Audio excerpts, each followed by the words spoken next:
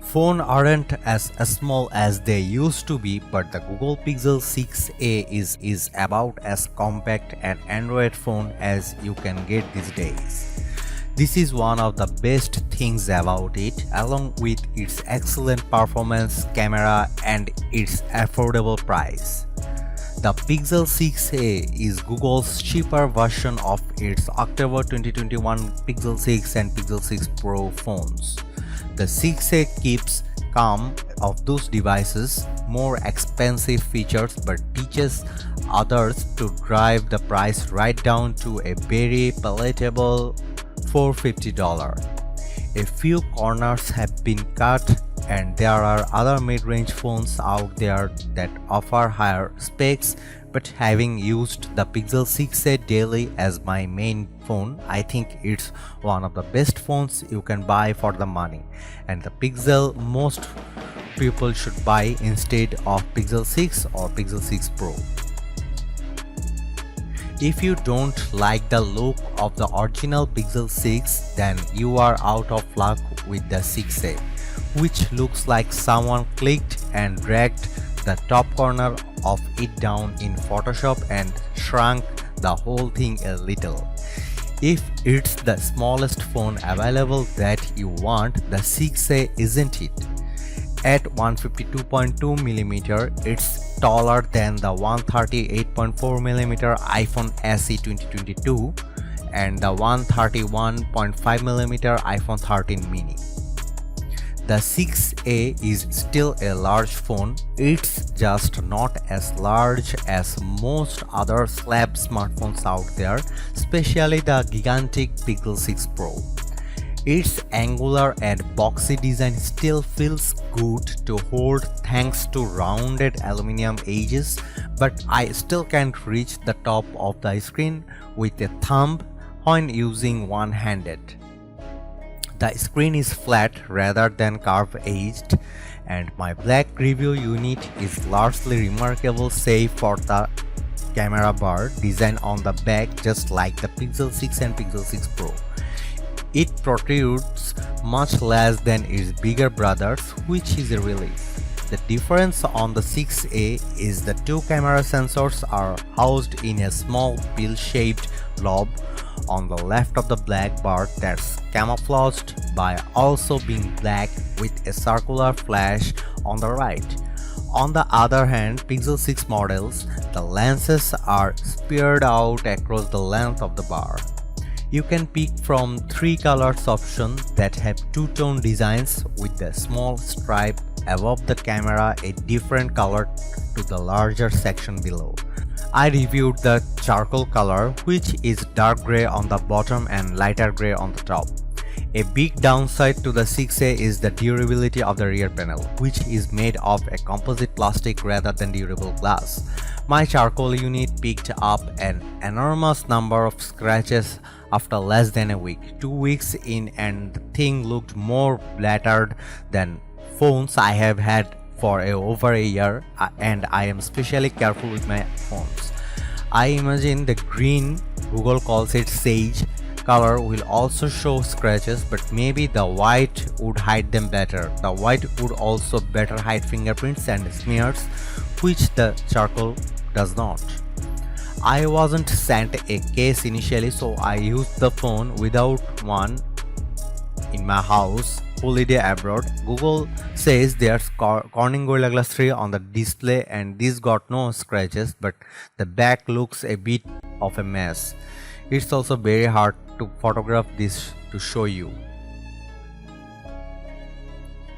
The phone scratching easily a minor niggle with what is otherwise a very well-built phone that feels more premium than it costs and packs in IP67 dust and water resistance. I then used Google's official case for a while, and while I like the feel of the surprisingly sturdy plastic design, it remains to be seen if it eventually discolors like the cases for the 6 and 6 Pro reportedly have. The screen is a 6.1-inch AMOLED, putting this phone in the small phone champ, not actually small like phones used to be, but more compact than most modern Android slabs. That screen unfortunately only has a 60Hz refresh rate. Other phones at this price have higher refresh rate that make content scroll smoother, such as €399 Nothing Phone 1 with 120Hz and €370 OnePlus Nord 2T with 90Hz display. Google could surely have stretched to this but probably wants to upsell buyers after such a feature to its 90Hz toting Pixel 6. Thankfully, the display of the 6A is excellent with very good brightness, with things only hard to see in the hardest direct sunlight.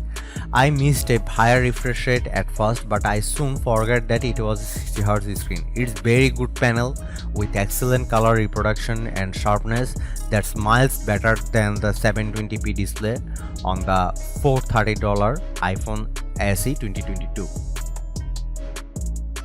There's a black bezel all the way around the flat panel with a touch more to the chin than the top of the phone and a selfie cutout camera in the center at the top of the screen.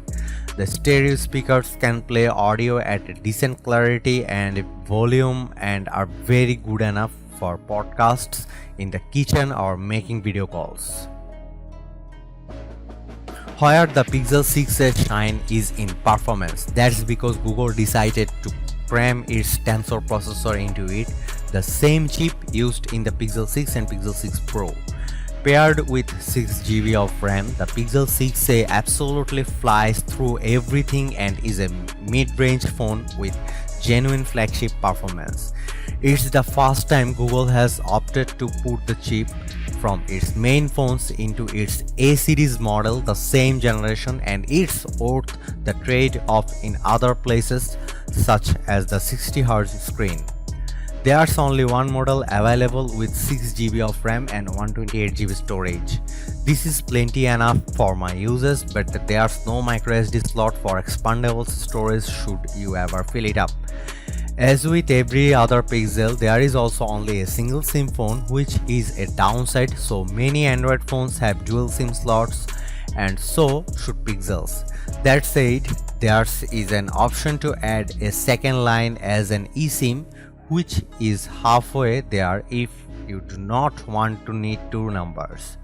We usually run benchmark tests on all phones we review at our Tech Doctor using apps such as Geekbench 5, but the Google Pixel 6a unit I received would not download them. In the Play Store, they showed as not compatible.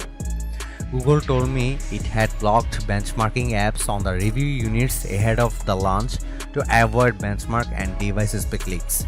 A spokesperson said I was free to sideload the apps instead, which I did for Geekbench 5 and GFX Bench, which measure CPU and general performance respectively. The below chart shows how the Pixel 6a stacks up against phones of a similar price. A lovely upgrade from the Pixel 6 and Pixel 6 Pro is the in-screen fingerprint sensor, which I have found be far more responsive. It works very time without fail, and I didn't have to retain it without my thumbprint at all. The Pixel 6a has excellent battery life but charges quite slowly at a maximum of 18 watt. I say maximum because there's no charger in the box, only a USB-C to C cable, so you will have to buy a charging brick with a USB-C output or use another charger. The Pixel 6 and 6 Pro also ship without chargers but have a maximum speed of 30 watt from empty. The 6a charges to 22% in 15 minutes, 42% in 30 minutes and 100% in 1 hour and 50 minutes. The OnePlus Nord 2T is cheaper than the Pixel 6a but comes with an 80 watt charger in the box that charges to 100% in 30 minutes, which makes Google look stingy on both included accessories and speed. I used the 6a with various chargers and found it consistently charges quite hot. I didn't know if this is because some of the chargers could output more than 18 watt, but when a phone ships without a charger and with no instruction in the box or in the phone's software about what kind of cable or brick to use. This is the experience most people will get when they grab the nearest charger. A phone shouldn't be this hot when charging. Over time, such heat could lead to battery degradation, but this is impossible to tell right now. At the moment, the Pixel 6a has solid all-day battery life. Even roaming abroad on 4G all day while taking tons of photos never saw me dip below 20%. While Google gave the Pixel 6a the Tensor chip from its premium phones, the same cannot be said of the camera. In fact, it's the first time an A-series Pixel is not getting the same main sensor as the corresponding regular Pixels, and that is a shame. The 50 megapixel sensor on the Pixel 6 is outstanding. Instead, the Pixel 6a has a 12.2 megapixel aperture 1.7 Sony IMX363 sensor with optical image stabilization. This is the same sensor Google used from the Pixel 3 to Pixel 5 era. I personally would have rather had the newer 50 megapixel lens and lower powered processor, but Google has changed its approach.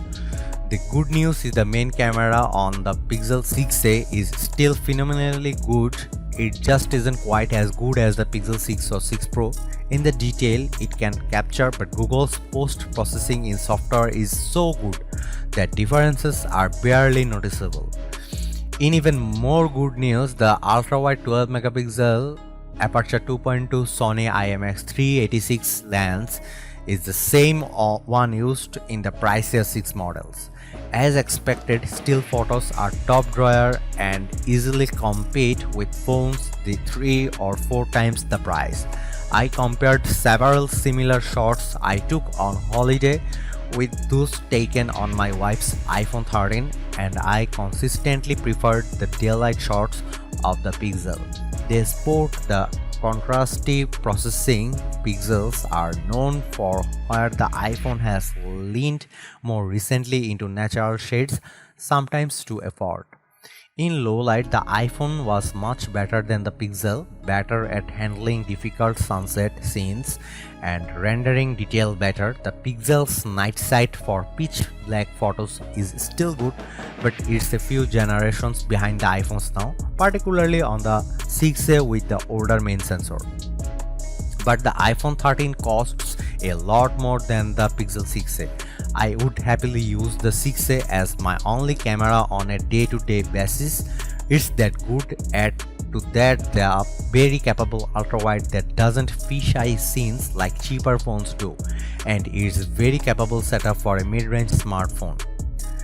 There's no zoom lens, so you have to rely on digital zoom from the main sensor, but that's standard for mid-range phones. Google's Super Res Zoom features can zoom in up to 7x, but results are quite blotchy and grainy on inspection, as well all digital zoom tends to be. But the 2x zoom is solid and passable for social media shots. The 8 megapixel selfie camera has a decent 84-degree field of view and takes solid selfies. Through the portrait mode struggles to pick up strands of hair and doesn't seem to be as consistent with results as it from the main rear camera. Aside from basic still photo shooting, the 6a also has very single camera software feature from the Pixel 6 except for the long exposure motion mode. Magic Eraser can cleverly erase people or things from photos, even if it does require a little patience, as sometimes it gets it wrong. It's best to have a plain background or the smarts get confused and blur the wrong colors together, but it's still impressive on the whole. A new feature is camouflage, which rather than deleting things from images instead changes their color to better blend into a scene. Big orange bleach ball distracting from smiling faces on the beach. Turn it in the color of sand. It's slightly a weird feature, but it does work well. Built into are very good features like face doubler, which does exactly what it says very well. The camera works by taking several shots either side of when you actually tap the shutter button. If your subject moves their head a little resulting in blur, the phone can tell this and automatically uses all the image data to correct it. This is also part of the feature Top Shot, which records a short video to go along with your image if the phone reckons it's worth it. Autoplaying of which can be told off in the Photos app when looking through photos. Real tone is also a very good feature that better reproduces skin tones accurately thanks to Google's work to tune its processing algorithms. Other phones overprocess some skin tones inaccurately, so the Pixel is a good choice in this regard. Throw in 4K video recording at 60 fps and its well-featured camera app.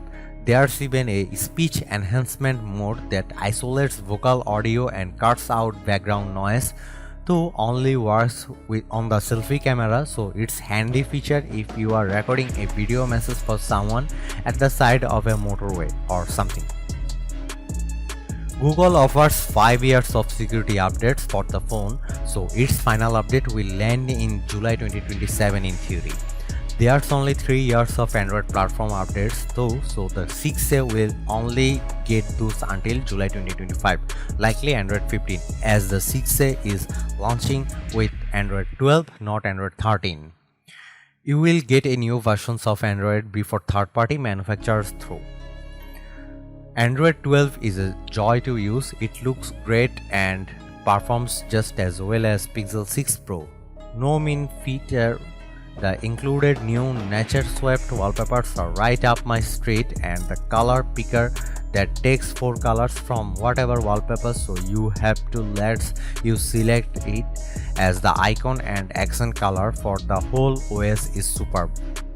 It's rolling out to more Google apps like Gmail too, so there's real unity to the whole aesthetic. I prefer running the phone in dark mode.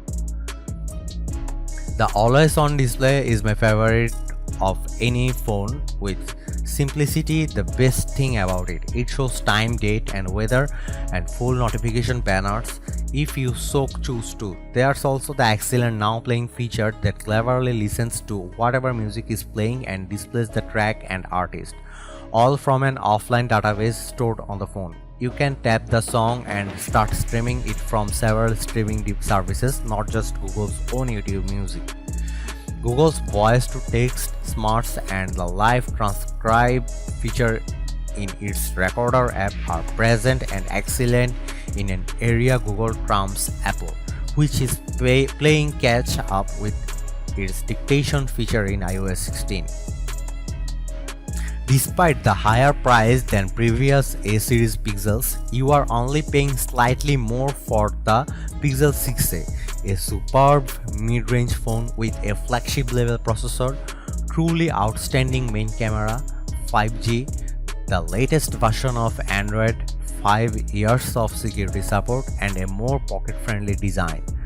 Downsides are the slow charging speeds on a phone that charges hot, the easily scratched rear plastic material and the 60Hz display lagging behind similarly priced phone. Yet this is a Pixel, which means it has a superlative Android experience and camera with a softer polish and premium hardware feel you won't find on other brands in the price range.